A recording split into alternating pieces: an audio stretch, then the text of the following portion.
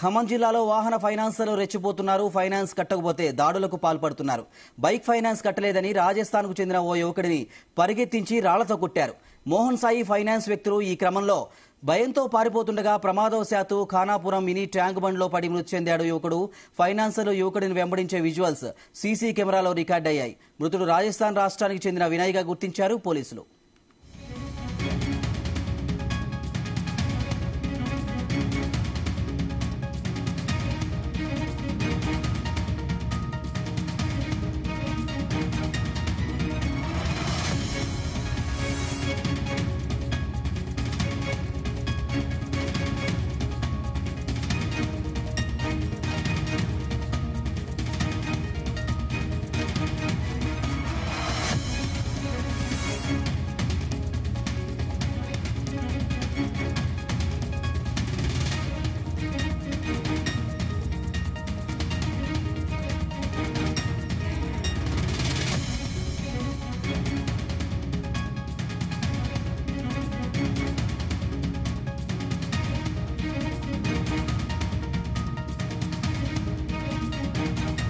ఖమ్మం జిల్లాలో వాహన ఫైనాన్సర్లు రెచ్చిపోతున్నారు.